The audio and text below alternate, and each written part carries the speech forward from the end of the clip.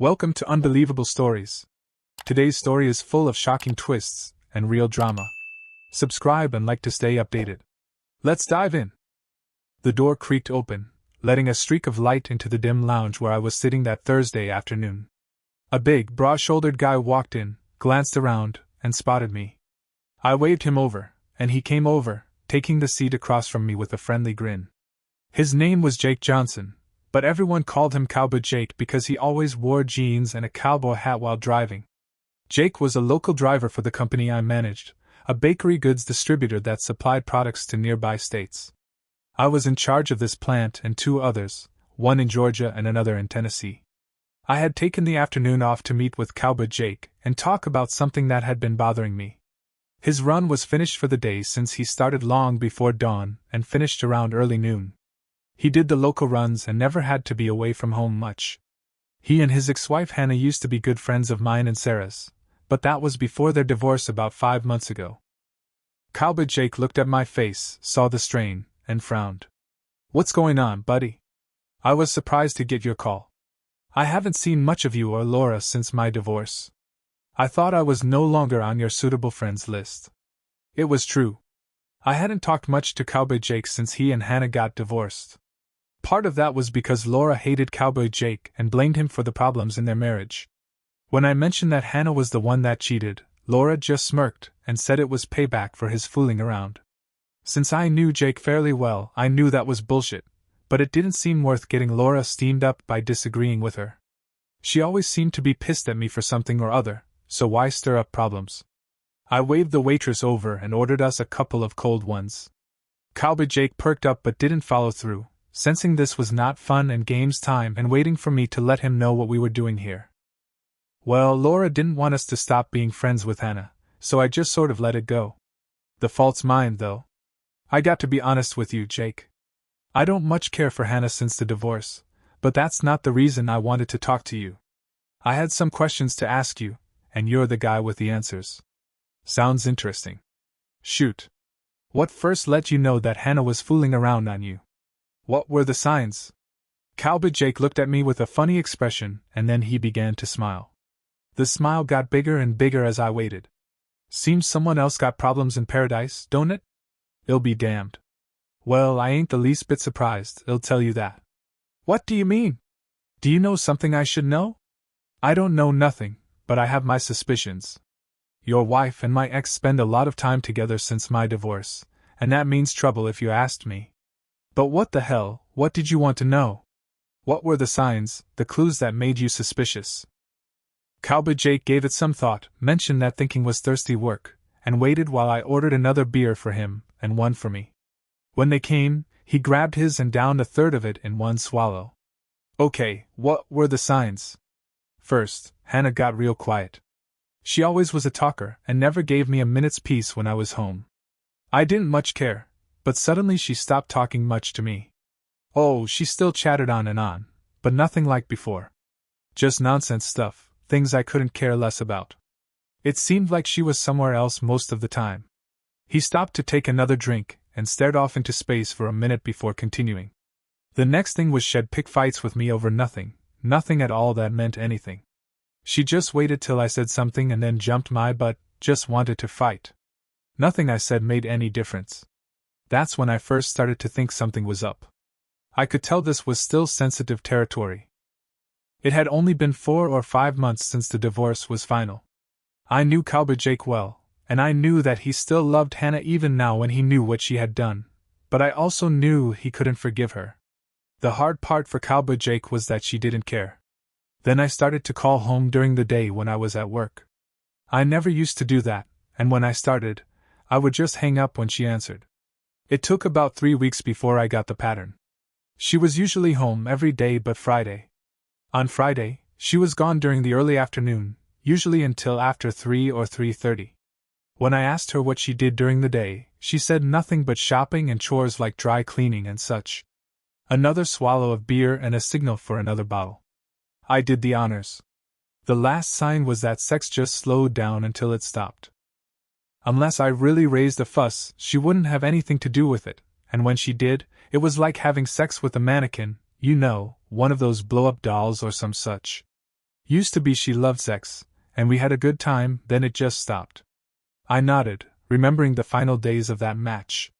I knew Cowboy Jake was hurting, but I never took the time to ask him why. Then I just minded my own business while he slowly died inside. The divorce was hard on him, but I still kept my distance.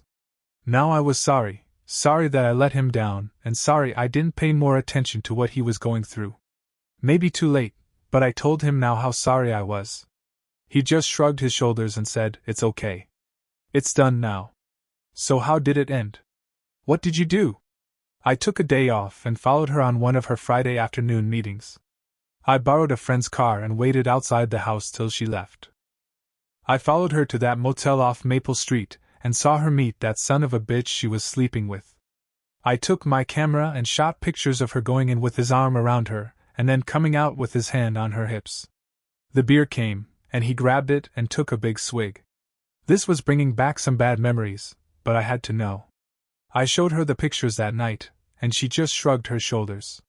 She asked me what I was going to do, and I told her I wanted a divorce. She didn't even argue, just agreed with me that it was best. She didn't even want to talk about it. To this day, I don't know why. I still don't know why. I was disappointed with that. I guess I was going to ask him why she did it, but he didn't even know. She divorced him and never even told him what he had done, or why she had cheated on him. I wondered how he could survive not knowing. Didn't you ever try to get her to tell you what happened, why she hurt you that way? I would think you would have to know so you could move on. Wasn't necessary. After I found out, I could never forgive her anyway. No way I would take back a cheating whore like her, so I didn't give a damn. Good riddance to bad rubbish, I told her.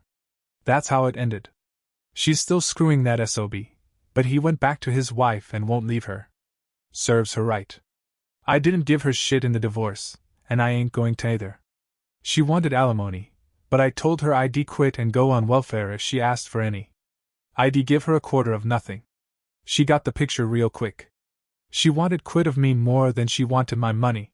He finished the second beer and finally sat back, looking at me. So, my boy, you got problems? Seems like you want to know what to look for in your own marriage, huh? No, but then, as close as Hannah and Laura are, it's not too surprising. I think cheating is a disease, and Laura caught it from Hannah. Damn, what you going to do about it? Not surprising that he figured it out. I wasn't intending on keeping it a secret because I wanted his help in finding out for myself what Laura was doing. All the signs he mentioned were their irritability, silence, time away from the house, and no excuse. Our sex life had been almost non-existent for some time now, just duty sex from time to time. It was really obvious now that Cowboy Jake had clarified my thinking. Well, I think the writing's on the wall. She's given me all the signs that you mentioned, plus a few others. I've racked my brain trying to find some way to catch her, but either she's too smart for me or she has help. I just can't seem to find any proof of what she's doing, but it's damn clear that she is cheating on me, and I want to find enough to make sure she can't take me to the cleaners in a divorce. Well, you've come to the right place. Let old Cowboy Jake help you out. Well, cook up a plan to catch her cheating ass. I would like to say we sat there and made a superior plan to catch my wife in her cheating ways, but we actually just got a little buzz on with several more beers. I let myself go now that I had found a partner and someone to unburden myself to. Once I started to talk, I found I needed to unload this burden, and it was close to midnight when I finally found myself trying to unlock the inside garage door with my key. I was having no luck when the door flew open and my loving wife stood there with her hands on her hips, and her face showing me a picture of what the wrath of hell was likely to be. Well, you finally decided to come home. And drunk too, it seems. What do you have to say for yourself? Well, hello, my loving and faithful wife. Have you been here waiting for me, your loving husband, or did you spend the time with someone else, huh? Laura was furious, but she narrowed her eyes at my comments. I was too drunk to take advantage of it now. She bit back a comment and simply turned away, walking down the hall to our bedroom. I managed to make my way inside and push the door shut, leaning against it as I tried to make the room stop spinning. After a few minutes, I felt steady enough to lock the door and make my way to the kitchen for a cup of coffee and a cold washcloth. I felt like hell but also quite relaxed for the first time in a long time. After a futile attempt to pour a cup of coffee, which was cold anyway, I just dropped into one of the chairs and let my head fall onto my arms on the table. I would just rest a little until I got my strength back and then I would go to bed. I was still resting when I was awakened by a beam of sunshine coming in the kitchen window. I had spent the night right where I had come to rest. That was made clear when I tried to straighten up and the cramp in my lower back reminded me that I was no longer a young man. I finally got myself up and moved toward the stairs when I heard the voice of my loving wife. "Well, I see you passed out down here last night. You must have been really drunk to do that. Too bad, you'll pay for that today. I bet you feel really proud of yourself, don't you?" I threw back a comment that she probably didn't even notice I wasn't in her bed as I pushed past, heading in to take a shower and change clothes. I really didn't want to talk to her or discuss anything with her in the condition I was in. I made it to the shower, stripping off my clothes as I went. I let the hot water roll over me and I began to feel strength flow back into my body. My aching back finally loosened up and I was able to stand straight again. I started to feel almost normal. This was more like it. I reminded myself again why I rarely drank. No more. As I was sobering up, I thought back to what I told Cowboy Jake. Laura and I had been married for over 8 years. We had no children since Laura was unable to conceive, and she wasn't yet ready to consider adoption. I wanted kids, but she seemed reluctant to make the move. It put a strain on our marriage, but I thought we had worked through it. But the last 4 or 5 months had been particularly strained. Laura was angry, short with me about almost anything, and she had closed herself off to me sexually. We had never had a strong sex life, not since she found she couldn't conceive, but we did okay. The last time we made love together was over 2 months ago, and that was not a pleasant experience. When I thought about it now, I was beginning to think I knew why. An hour later, I made my way back to the kitchen, looking for that cup of coffee I wanted so badly last night. I smelled it and headed for the pot. A cup of coffee and I would be all the way back to normal. Unfortunately, Laura was also in the kitchen, and that put a dark cloud over my mood. Now it would take more than just coffee. "Just let me get myself a cup of coffee before you start on me. I need something to wake me up. Too bad you had to make a fool out of yourself last night. Maybe, just maybe, if you had been home where you belonged, you wouldn't feel so bad today." I had to control myself before I said something I would regret. Not regret, rather something I would rather her not know about, at least not yet. I opted to say nothing. "In talking to you, Ryan Black? Where were you last night, and who were you with?" "I was with Cowboy Jake." "You know Jake. He's the one that cheating whore of a friend of yours left for the asshole she's sleeping with." "You don't know what you're talking about. Hannah didn't cheat on him first. He was the one that was cheating. She just got fed up with it, and went out on her own. She and Chris were just friends. It was Mike's fault. He pushed her into it. I guess it was about time I told her the truth. I had to laugh at her ignorance. Hannah had filled her empty head with all kinds of lies, and I was in the mood to set her straight. "Is that what she told you? Jake never cheated on her once in his life. I and everybody who knows him knew that. He loved that woman more than life itself. That was her damn story and she tried to convince everyone of it, but you're the only fool who believed her. Everybody else knows what she is." "That's not true. She was only trying to get back at him. That's all it was before the divorce. She just had sex with that guy once, just once, to make him jealous. But then he got so unreasonable that Hannah decided to divorce him. She couldn't live with his cheating ways.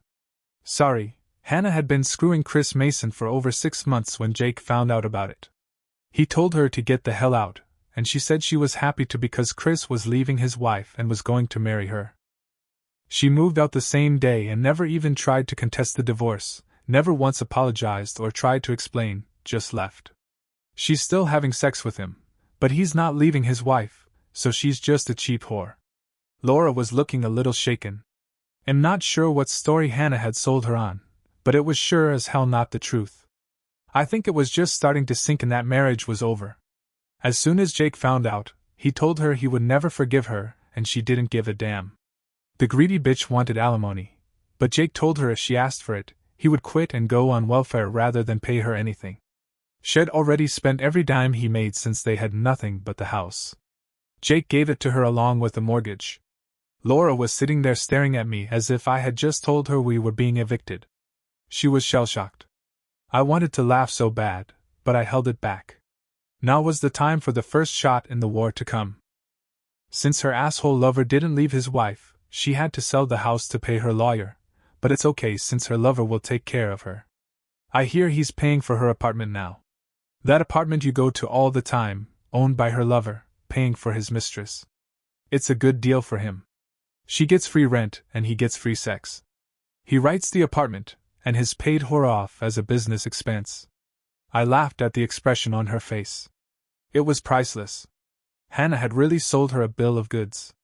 Not surprising. Now for the slam dunk. But it'll tell you that any wife that cheats on her husband is a whore and a fool if she hasn't the guts to talk to her husband first to get the truth out into the open before doing that.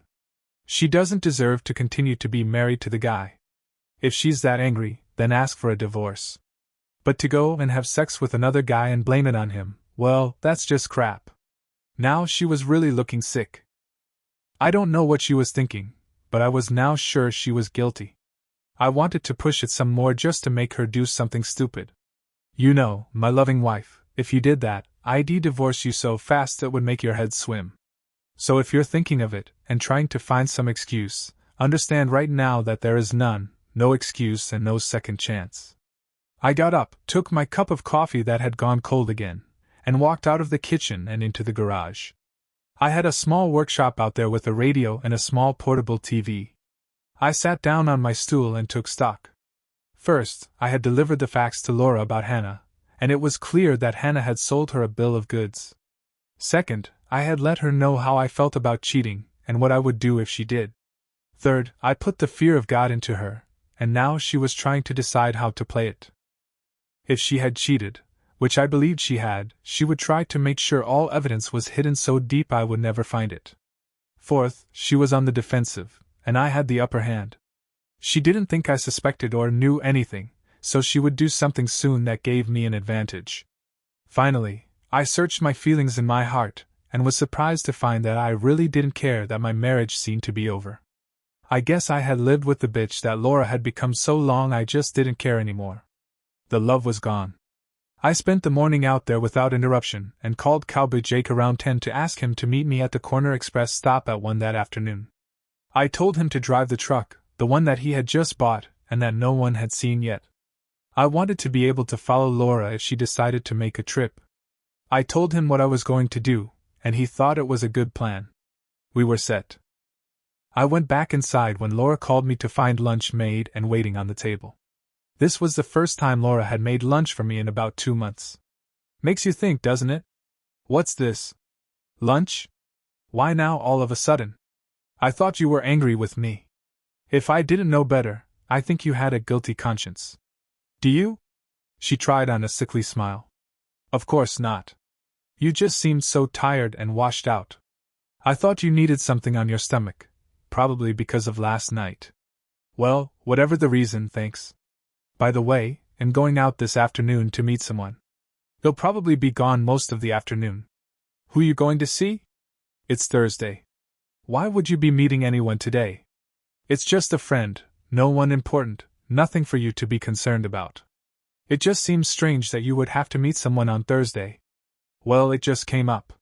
Why are you so concerned? Do you think I'm doing something I'm not supposed to? They say guilty people always suspect everyone else. No, of course not, and am not guilty of anything. I just wondered. Do you have anything planned anywhere to go? Laura seemed nervous and agitated, but she tried to hide it by turning her back and puttering in the sink before answering me. No, I'll just stay here and finish up some chores. The laundry needs doing. A long pause, and then and I'm going out to see that new movie with Hannah tonight. Well, so now we get to it. She must be meeting her lover tonight. That was just great. I wanted to give her a little zinger just to make her sweat a little. But regardless of where she was going, I'd be right behind her. Maybe you want me to think you're both going to the movie, but I know where she's going. You thinking of a little action yourself? You can go to hell. Her anger seemed forced to me, coupled with the sick look on her face as she turned to me. I saw the guilt clear as day. Her reaction should have been anger, not guilt. We ate lunch in silence and cleaned up afterward. I changed into a nice casual shirt and slacks before I left for my meeting. Laura watched me go without a word. I drove away into the corner convenience store where I had agreed to meet Cowboy Jake. I knew that I could leave my car there in the back of the store without anybody seeing it. I parked, went inside, got a cold six-pack, and got in the truck with Cowboy Jake. Okay, now we drive over to Oak Street and watch the house for a while. I want to see if she takes a drive. She said she had nowhere to go, so she'd be home. Let's see. 3 minutes later, we were stopped alongside the curb on the street that crossed mine. We could just see the house and could see if Laura pulled out driving that huge SUV of hers. It was a big Chevy Tahoe. Why she had to have it was beyond me. She didn't work and she didn't have anything to carry, so why that big monstrosity? Cowboy Jake and I popped a couple of cold ones and just chatted. I told him of my conversation with Laura this morning. He got a big kick out of it and said that she was probably guilty, but we had to be sure. As we were talking, I saw Laura pull out of the driveway and start toward us. I grabbed Cowboy Jake, and we both ducked down until she passed. She came to the intersection with Oak, turned our way, and drove past us. Cowboy Jake raised up to watch as she stopped at the intersection of Oak and Pine. We waited until we saw her turn left toward town. Cowboy Jake pulled out behind her and we followed, staying well back.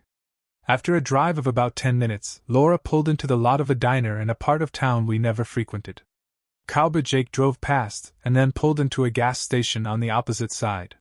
From there, we could see her car. She just sat there and waited without doing anything. As I was becoming impatient, I saw a car pull up beside her, but it was on the other side. I couldn't see who it was, but I saw Laura get out of her side and walk around to the other side. But because that damn SUV was so big, I couldn't see her. I was about to tell Cowboy Jake to move the damn truck so I could see her when the car with her in it backed out and drove away, going the other direction. By the time we were able to get going and pull out into traffic, the car was gone. I had no idea what to do now, so I told Cowboy Jake to take me back to my car. When he asked me what I was going to do, I just shrugged my shoulders and said that I would play it by ear. He clapped me on the shoulder and told me how sorry he was. I told him it was sort of nice to finally know for sure, but inside I was sick to my stomach just knowing that my marriage was over and my life would never be the same. But as I thought about it, I reminded myself of what I had been living with, and that I would be better off with a clean break. We made plans to meet later that night, and I drove back to the diner. I sat there for some time before deciding to move the car and park just off to the side. I could see her car, watch the cars entering the parking lot, and when I saw them, I would wait until she got in her SUV. Just before she started it up, I would pull up beside her, pause for a moment, and then leave. Dramatic as hell, but more importantly, I found that I just wanted this to be over. No more spying, no more following her around, no planting bugs in the house. That sort of shit was not for me. She had lied to me and was with another man, period. The rest was just common cheating. It was just over an hour and a half from the time they left until they came back. Must have been time enough to get their rocks off, maybe in the car like a couple of teenagers, whatever. I did recognize the man in the car as a friend of Jack's. I think they worked together. I started my car as I watched his car pull up beside her SUV and then, after a couple of moments to say goodbye and make plans for the next tryst, she walked around the front of his car and watched him drive away before moving to hers. Now for a little surprise. Just as she opened the door, I pulled up beside her and waited for her to notice me. Just before sliding in, she turned to the side and saw me sitting there. When her eyes met mine, the shock on her face was priceless. Shock, guilt, panic all rolled into one. I gave her enough time to register me and then I pulled out and drove home without looking back. I didn't do any of the stereotypical shit like pack a bag, close checking and savings accounts, or put her shit in plastic bags. That would have meant some planning and thinking, either of which I was capable of just then. When a man confirms that his wife is cheating on him, what in the hell would anyone expect? Rationalism? Calm thoughtfulness? Hell no. All I felt was a deep sadness and slightly sick to my stomach. It's funny that the end of something, even something bad, is sad and upsetting. While I no longer loved Laura, I had been married to her for over 8 years, a good part of my life. I was losing that, so yeah, it was sad. No, what I did do was sit down in the family room and wait. I wanted this to come to an end, a loud and nasty conclusion. I had given her my position that morning, and she knew exactly what it was. I told her that there were no excuses for cheating and no second chances. It would be interesting to see what her plan was. Would she deny that anything happened, deny that she was having an affair, pretend that she was just friends and that she was trying to get advice? What?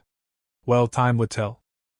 As I sat there, I heard the garage door go up and that monstrosity of hers pull in. It was so loud with that huge engine that she needed to haul around a bag of groceries. I always believed that she was just trying to compensate for something. Maybe it was me. Maybe I was too small, too unskilled, and too timid to suit her, and she needed this to make up for her lack of stimulation here at home. That had to be it, just like the commercial where the person gets pushed aside so they go buy a Hummer, like that would help. Apparently it hadn't helped her either. She had to go find someone else to do for her what I couldn't. The door flew open and Laura came in on the run. "Ryan, where are you?" She came rushing into the great room and spotted me sitting there. She came to a full stop and just watched me. I think she was waiting for me to attack, but I just sat there, not even looking at her. It was her problem, not mine. She messed up, not me. She was the guilty one, and I was the one hurting. Why should I have to say anything? Christ, all I wanted to do was go get drunk. That's what she did to me. She came into the room, started to sit beside me, but stopped when I looked up at her. The look on my face was enough to make her move over to the chair and sit. I settled back on the couch and waited. It's not what you think. I don't know how or why you were there, but it's not what you think. How in the hell would she know what I thought? She didn't know me at all if she could do something like this. If she thought I would ever accept anything like this, I think the trouble she was in had finally hit her. Maybe she thought she was clear and that I wouldn't find out about her cheating. But I had, and now she was in deep. I was there because I followed you there. Cowboy Jake and I were behind you all the way, and we watched you get into that asshole's car and drive away. That's all I needed to see. And what I think is that you are a cheating, lying whore that decided that she needed more excitement in her life and to hell with her husband. That's what I think. Now tell me I'm wrong. The tears were flowing now. She was in trouble, and she knew it. She was trying to find some way to make me believe it wasn't true. You're wrong. None of that is true. It's not what it looked like. I wasn't cheating on you, and that's the truth. Sorry, you're trying to give me the same shit that whore of a friend gave Cowboy Jake. I don't believe you. You're a married woman. You got into a car with another man after telling me that you were staying at home doing the laundry. Your best friend is a whore who cheated on her husband. You've done nothing for the past few months but pick fights with me, making my life a living hell with your bitching and sniping, and you've stopped wanting me to make love to you. It's all clear now. It was just to justify your cheating. You wanted more and you went out and got it. That's crazy. None of that is true. You're trying to make me look like I'm cheating, but I'm not. I'm not. I don't want more. I have all I want with you. Then what were you doing in another man's car for an hour and a half? Why would you meet a man and lie to me about it? Why have you been so distant with me lately? And why did we stop making love? Why, God damn it, tell me why. Do you have those answers? She was rocking back and forth, holding herself with both arms and her head bent down, looking at the floor. The look of a desperate woman, one who had been found out. She was trying to speak, but she was sobbing so hard the words were coming out more like hiccups. There's more to it than that. You just don't understand. You're wrong. I don't believe you. You've already lied to me, and now you're trying to convince me that you're innocent. Well, I don't believe you. If you can lie to me once, you can lie to me again and again. That's what I believe. Laura had now almost completely collapsed. She was moaning and crying and rocking herself, but not saying anything. I think she had run out of things to say, and she had not had time to prepare her lies. Without preparation, lies can be difficult to come up with at the last minute. They'll pack a bag and be out of here as soon as possible. They'll call Andrew Green in the morning and start the proceedings. You should get your own lawyer since Andrew works for me. The response was immediate. Her head flew up and she stood, arms waving. What do you mean, get a lawyer? What do you mean, start proceedings? You can't be serious. You don't mean divorce. No, you have to let me explain. It's not what you think. Yes, it is. No, goddammit, no. I'll tell you everything. Just stop this nonsense. I really would like to know what I did that forced her into this. Maybe I could take the time to listen to her story, and I believed she would give me a story, not the truth, not now when it was too late. Just a lie that she felt she could convince me with. Okay, I'll give you 5 minutes to tell me your story, but if I hear one single lie, I'm gone and it's over. No more lies. I told you, no second chances. Laura stood and walked around the room before starting. I could almost hear the wheels in her head spinning, trying to decide how to convince me of her innocence. Not likely with the truth, but it might be fun to watch her try her lies. Okay, his name is Blake Norton. He works with Chris Mason. As ready as I thought I was, the fact that she and Hannah were sex buddies and she was screwing Jack's pal was more than I could take. My vision clouded and everything turned white. The fury that I felt was almost enough to stagger me. I screamed at her. I should have known. Hannah screws Chris and you're screwing Blake. Good friends stick together, I see. How long has it been going on? Did Hannah fix you up? Well, to hell with you. I was so angry that I stood up, glared at Laura, and turned to go pack my bag. I suddenly didn't want to hear anymore. When she reached out to grab my arm, I spun and gave her a look that had her stumbling back. She was afraid of me.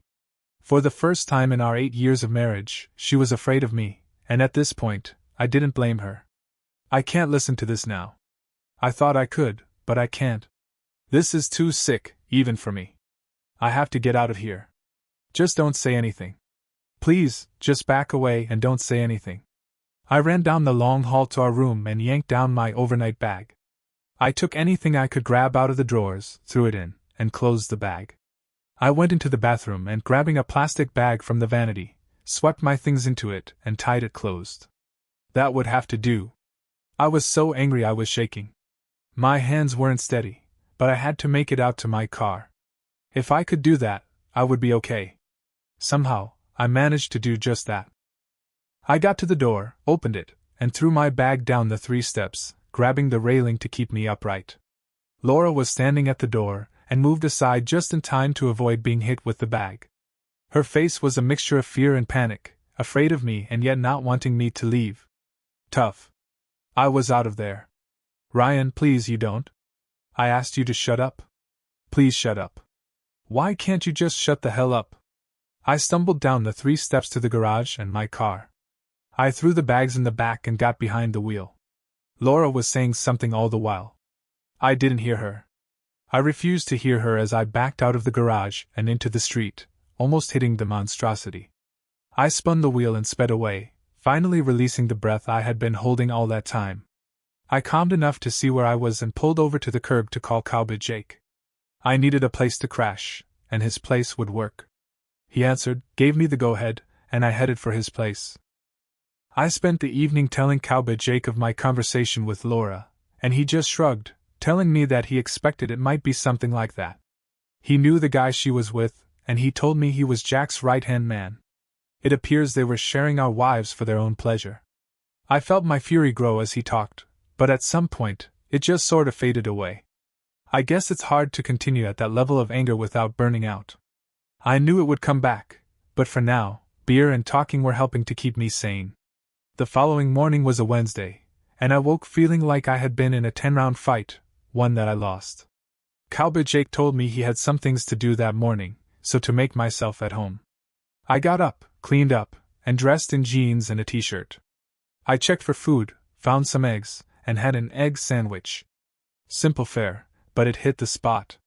I was just sitting around trying to decide what to do when the phone rang.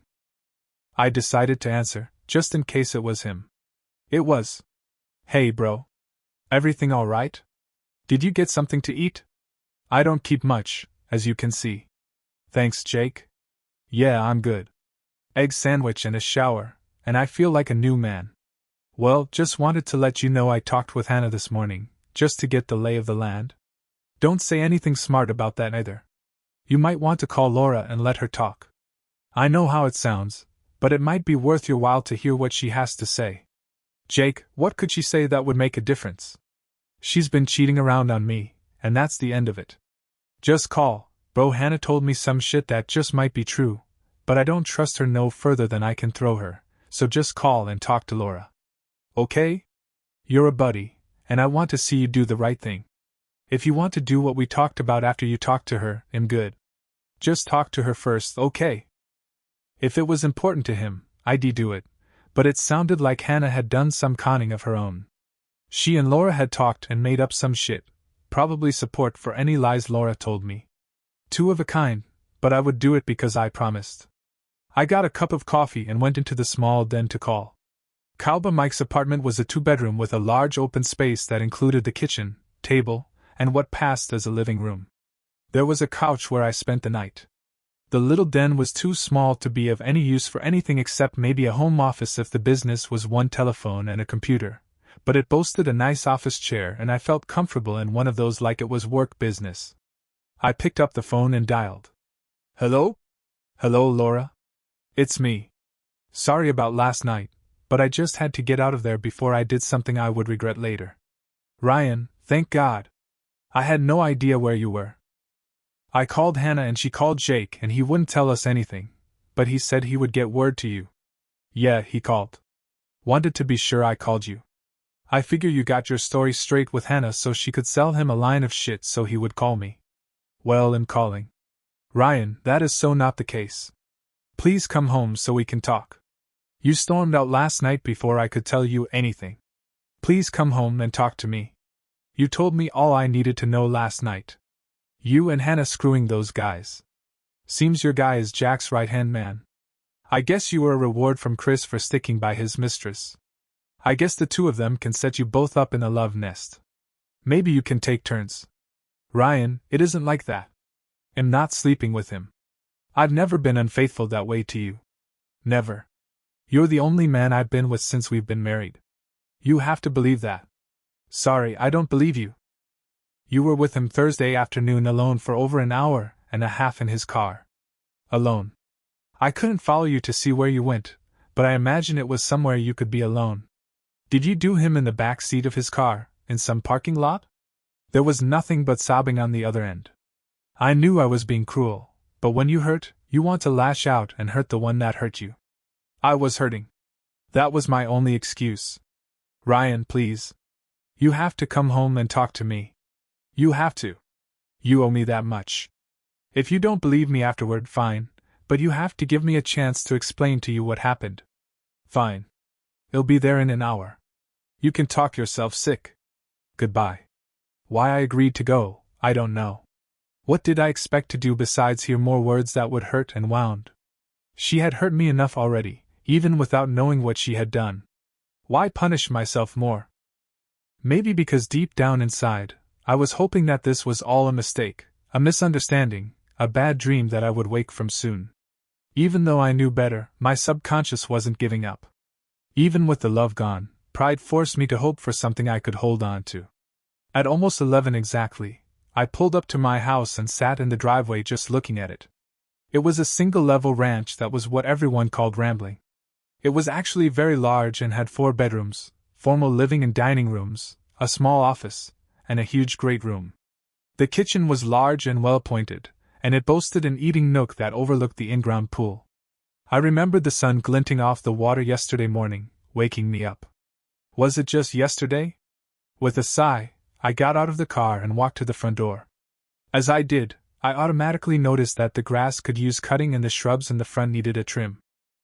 I rarely saw the house from the front, so this was sort of new. I made a mental note to call the service that cut my grass. I went on to the front door and rang the bell. It took a few seconds, but she finally came to the door. When she saw it was me, she looked surprised. Ryan, what are you doing at the front door? You never come in this way. Why didn't you use the garage door like always? I don't feel like I live here anymore. Nothing feels the same now. Everything is different, especially you. It feels different is all. Ryan, please come in and stop talking that way. Nothing is different. Everything is the same as it was. We just have to talk together and figure it out. That's all it is. I walked into the foyer and stopped to look around. It seemed the same, but I wasn't used to seeing it from this angle.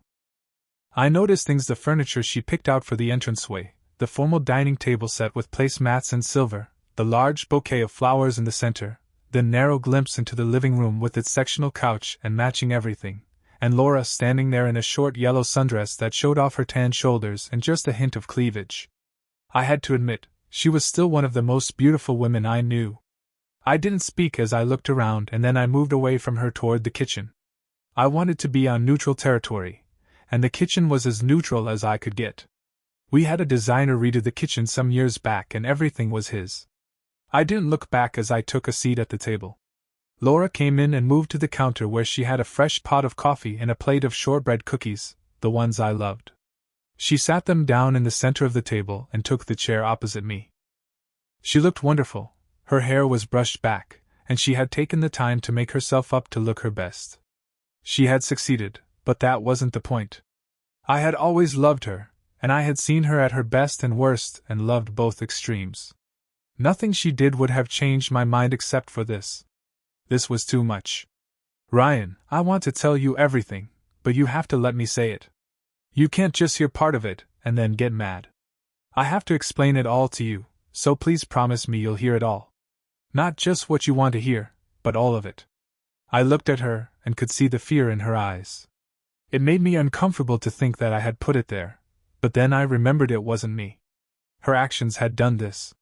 I would never hurt her physically, and she knew it. The fear was of losing me, the marriage, and our future together. That was the fear. I promised to listen to all of it, every dirty little part of it. And don't worry, I have never hit you and I never will. You know that. But I will get angry. That I can't control. I can only promise to try to let you finish without losing it. Thank you? That's all I need, for you to hear it all.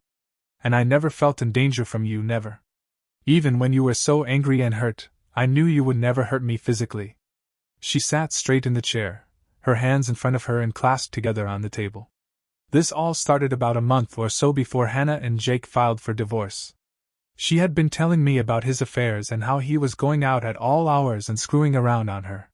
She said she knew all about it and had him followed. She said she had proof. I had to interrupt. I know I promised and I would keep my promise, but I wasn't going to let this kind of shit go unchallenged. So you're telling me this has been going on for over, 6 or 7 months? You've been cheating on me for that long? And what proof did she ever show you? Any proof? And how did she know all this? Who is her PI? This is all bullshit, and if this is what you're going to tell me, then I might as well leave now. Wait, Ryan, wait. Nothing has been going on, as you put it. And I said I was going to tell you everything, and this is what she told me.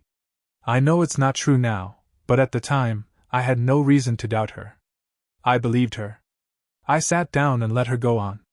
I began to feel that this was going to be a bullshit session, but I promised, and by God, I would stick to my promise. She started to tell me about Blake Norton. She had met him at one of the company functions and they had become friends. He was the one that she said told her to hire the PI.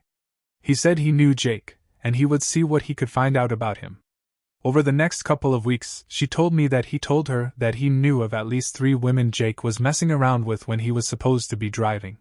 He was actually screwing around with one of these women. I was shaking my head and I had to butt in.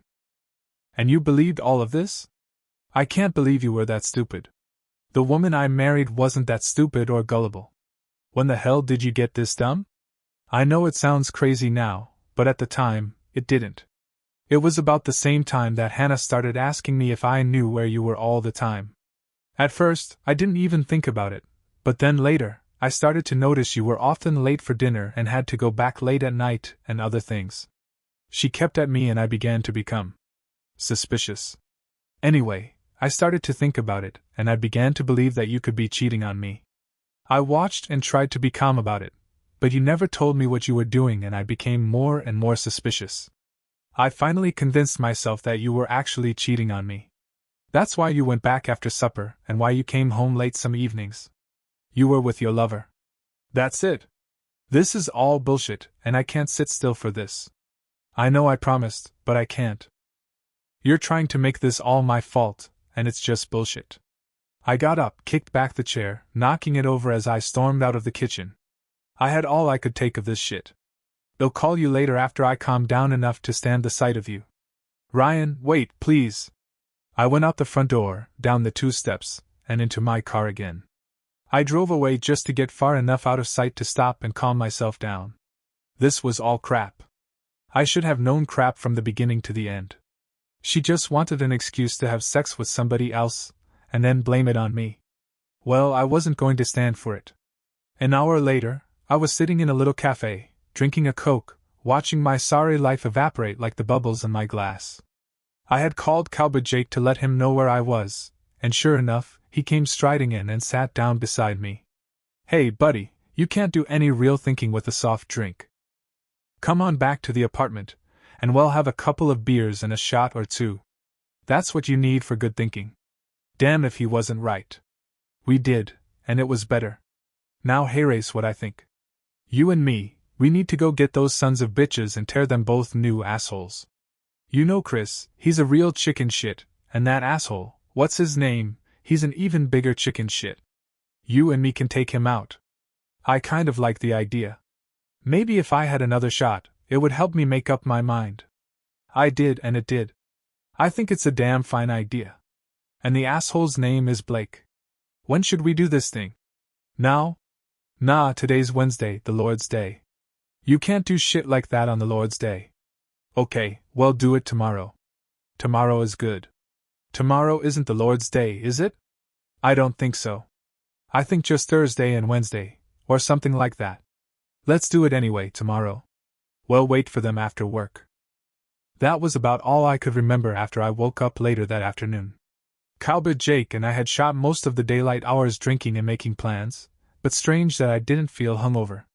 I actually felt pretty good, good enough that I decided to call Laura.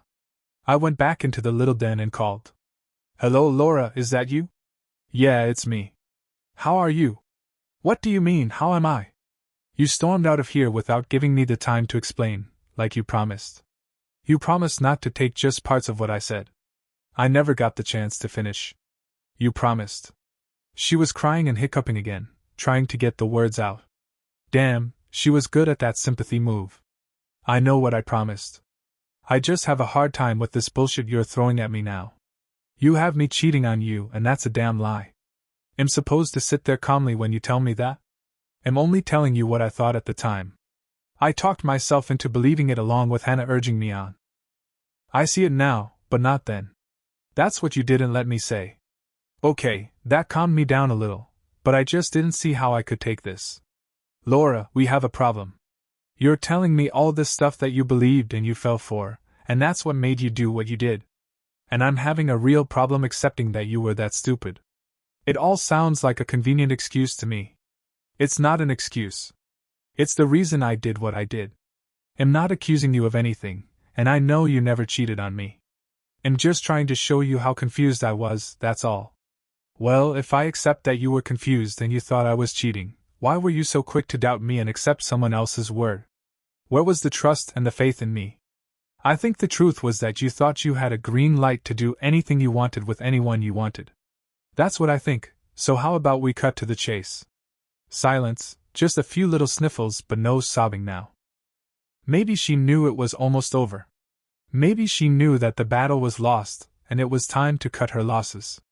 Okay, if you come home, we'll get to the part about Blake. That's the part you need to hear about. Please come home now while I have the courage to tell you. I'm on my way. I checked on Cowboy Jake, but he was sound asleep.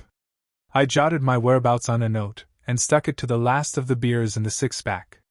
Cowboy Jake would probably sleep through till tomorrow, but still, I wanted to be a polite guest. I drove home again and this time went in the garage way. I had made my point earlier. She was sitting right where I left her, at the table. I walked over and took my seat, pouring a cup of coffee from the pot on the table. She took it from me, walked over to the microwave, and gave it a minute. It was the same pot as before. One of the things that was puzzling me was why I kept ending up with cold coffee. Laura started right in, no delay, no build-up. After the divorce, I spent a lot of time with Hannah.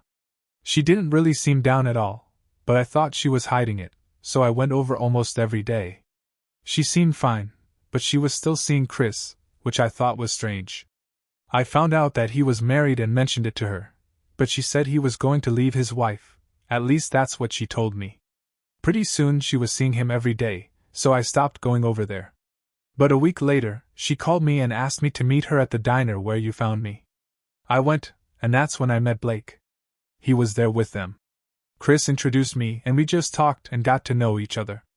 I just stayed for an hour or so and then left, but I promised to meet the three of them again. That's how it started. I started to fidget as she got to the part about that son of a bitch. I didn't want to listen to this, but I felt I had to. I looked over at her and just nodded. I had lunch with them twice more and then Blake asked me to meet him alone for dinner. I refused at first, but he asked me again later and I finally accepted. We went out to dinner 3 or 4 times, always alone. I told you I was with Hannah on those times. She stopped to take a drink of her tea while I waited. I took several deep breaths to try to calm myself, but to no avail. My heart was pounding in my chest and I feared a heart attack was coming on, but I stayed. When she looked at me, she could see the anger building up and she hurried on. I need to tell you right now, nothing happened at all at these dinners, just 2 friends talking and a little dancing, that's all. He was a perfect gentleman at all times, he was. Then we didn't see each other for a week or so because he was traveling, but when he came back, he called and wanted to meet me for lunch. I accepted and met him at the diner. During lunch, he asked me to spend the night with him. I refused, but he kept asking. I still refused, but I told him maybe later. I didn't say no, I said maybe. She stopped and watched me while I continued to breathe deeply and count to 10 over and over. I was proud of myself for staying in my seat and not collapsing from a stroke. Okay, maybe it was coming later, but so far so good. God, Ryan, I'm so ashamed of myself. I said maybe I would cheat on you and our marriage. Oh God, so ashamed, but I have to continue. I have to tell you everything. She had to notice the heat in my face as my blood began to boil. She grimaced at my expression, but she continued in spite of it. I had to give her credit for courage. I told Hannah what Blake wanted and she said I should go for it.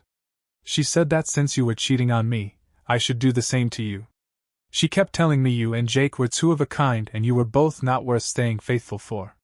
She finally admitted that she was doing Chris almost every day. I was not surprised. I think I knew it. I kept thinking about what Blake wanted and I was weakening. I began to consider it and wonder what it would be like. I didn't accept yet, but I was beginning to think that I would. I went to dinner with him a couple more times and the last time was when he pulled me into a corner of the restaurant and kissed me. I had never kissed him on the mouth in all this time, but he kissed me that night. It was a soft, pleasant kiss and I didn't stop it, not like he forced it on me. Afterwards I didn't say anything about it, so he thought it was fine with me, but it wasn't. It made me feel dirty. Now she was the one breathing hard. It was interesting watching her relive this.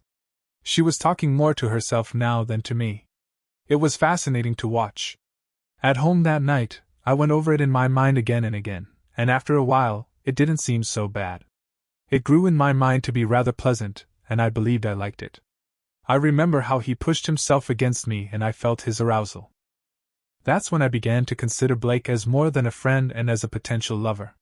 She stopped for a second to collect her thoughts, and, with a quick glance up at me, went on. During the time I was meeting him for lunch and dinner, I began to see you as a potential block to the things I wanted to consider. Things like going out on dates with Blake, going to dinner and dancing, and other things. You were a drag on me and it made me angry with you. You didn't do anything, but I did. It was all in my mind. I finally decided that I wouldn't make love with you anymore either. You didn't deserve me since you were so busy cheating on me with those other women. I had been rather patient with her story up to this point, and I promised myself that since it was over, what she did would not be of too much interest, but that was changing. Her behavior was disgusting, her attitude was self-serving, and her whole story was one of selfish disdain for me and for our marriage. The anger I felt was beginning to grow, and I knew that if something didn't happen soon, I was in danger of doing something I had never done: hit a woman. I stood up and after a few deep breaths, I looked down at this woman I thought I loved. I had no idea how she could have changed so much in such a short time, but maybe she hadn't really changed. Maybe this was the true Laura, a whore waiting for a chance to come out and play. I don't know how much more of this I can take. I don't know what the purpose of this is other than to make you feel better by confession. Well, guess what? I'm not a priest. If that's what you're looking for, I'm not him. So if there's nothing else, I need to leave before I lose it and hurt you. She jumped up and went to reach for me, but I stepped back out of her reach. Her face was a mask of pain and panic. Still no fear of me. For some reason, that gave me pleasure. She could hurt, but not from my hand. I have to finish this. Until I do, you and I have no chance. You have to hear it all. Please, you promised. Let me finish. I stood there, controlling my breathing until I felt my blood pressure fall back to some semblance of normal. After a few strong exhales, I felt myself relaxing a bit, and I finally sat back down. Get it over with then. I need to get out of here and into some fresh air. The stench in here is beginning to make me ill. That had struck home. I saw her writhe with pain and shame, and it made me feel good. I had finally caused her to feel some of the hurt I had been living with for the past few days. But she sat back down and prepared to continue. Blake continued to call me and asked to see me again, but I continued to say no. I was still considering, and I think I was trying to work up the courage to say yes to him. I talked with Hannah several times, and she kept urging me to go ahead, reminding me of your affairs as justification. I was still hesitating, but I was weakening. For some reason, you got suspicious and I noticed your attitude changing toward me. You may not know it, but after 8 years of marriage I knew you pretty well. I knew your attitudes, your face when you were thinking and when you were worrying about something. I saw worry and concentration on your face more and more. It started me thinking. She stopped to take a drink of her tea and put it aside. It had grown cold now. She could drink cold stuff, just like my coffee. Trivial little shit not worth the time, but the little flash of pleasure made me smile. She must have misunderstood my smile as one of doubt because she started back from that thought. You may not believe me, but it's true. I guess now that I think about it, the same thing is true of you. That's why you became suspicious of me. You knew me and my habits, and the changes were really major. I was just too stupid to see that about myself. That's what self-absorption does to someone. I was so busy worrying about my own problems and things that I didn't even notice how my behavior had changed. Anyway, I decided that I had to make sure you didn't really know anything, but I didn't know how. I called Blake and told him I had to be very careful for a while, but that I would call him when I could. He wasn't happy, but he agreed. That was last Tuesday. Now we were getting to it. Now I would hear the whole sad story. Now would come the truth. I had lunch with him on Wednesday. When you said you had a lunch and meeting at work, I called him at his office and we met that day at the grill house in town. Just lunch, but we talked again about his request, and this time I agreed. I said I would do it. I don't know why, except that I thought that I had better do it before I had to stop seeing him when you got too suspicious or something. She looked at me to see how I was taking this, but by now I had stopped anticipating. I fully believed I knew what she had done, and this was just a confirmation. Finally, the truth. I just returned her look with nothing in my expression. It was as cold and dead as I felt inside. She almost cried at my look but didn't. She swallowed and continued.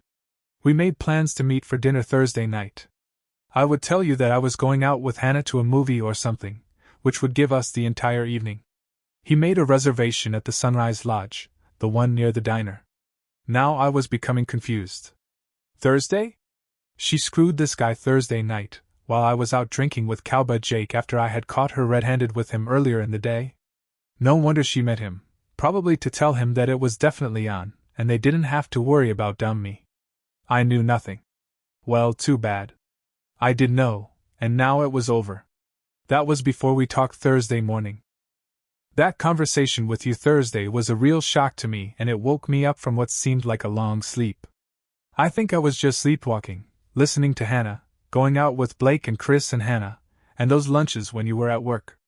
The lies she told me and the suggestions that you were cheating on me and all of it was just a lie and I bought into it. But when you made me see the truth of it Thursday, I knew it was over. I had to stop it, all of it. She was shaking her head back and forth as if to negate all of what she had done. She believed what she was saying, and I found it hard to listen, but she was almost done. I called Blake and told him to meet me at the diner.